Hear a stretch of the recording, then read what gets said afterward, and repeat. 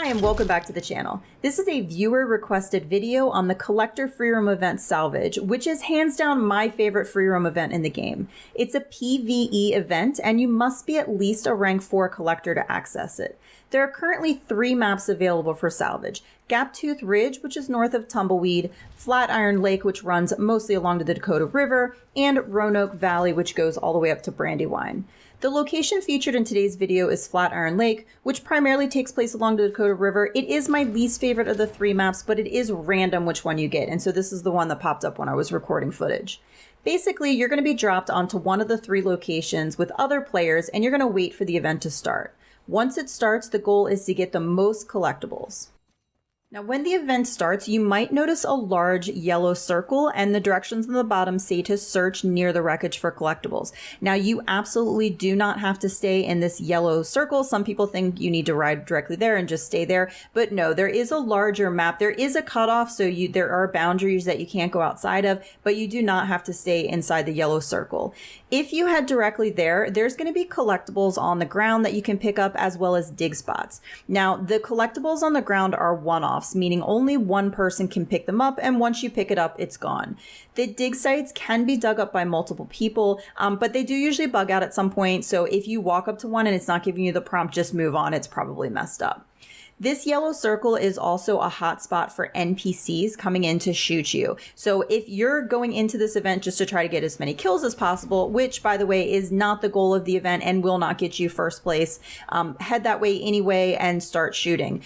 If you are there for collectibles and kills, try to loot as many of these bodies as possible because they are going to give you a lot of collectibles.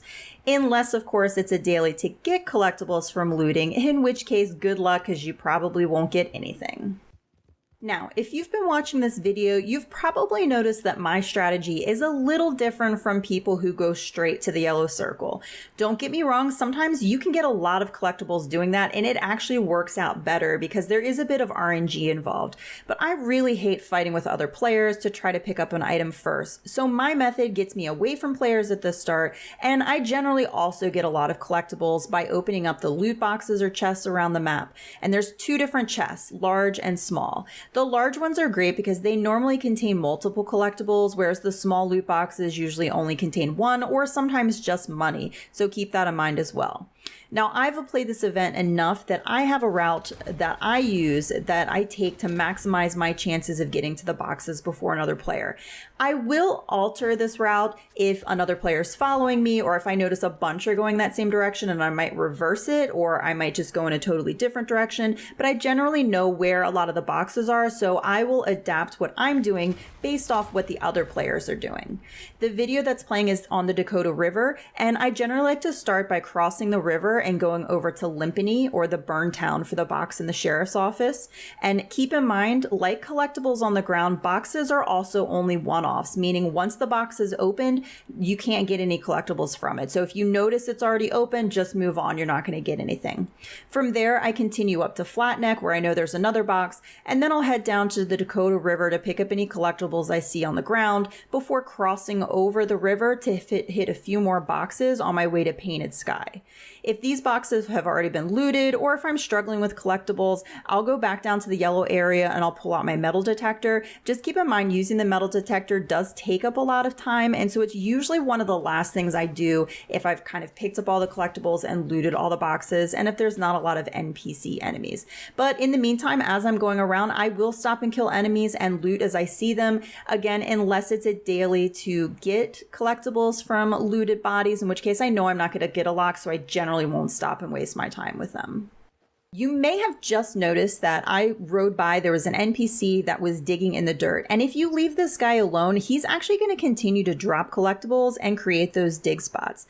I did run up and kill him and loot him, which by the way, doesn't normally give you a collectible because the problem is other players usually kill him anyway instead of leaving him alone. So it's really up to you. If there's no other players around, try leaving him alone a little bit and come back, and you may notice some more dig spots that you can get some more collectibles from. from. You might also notice that some white dots will kind of pop up and flash on your mini map. These white dots are like different events that are going to take you to things like rival collectors, or to NPCs shooting at each other, and you can loot them for a lot of collectibles as well. The rival collectors are easily recognizable because they're going to be riding around on a horse with no saddle.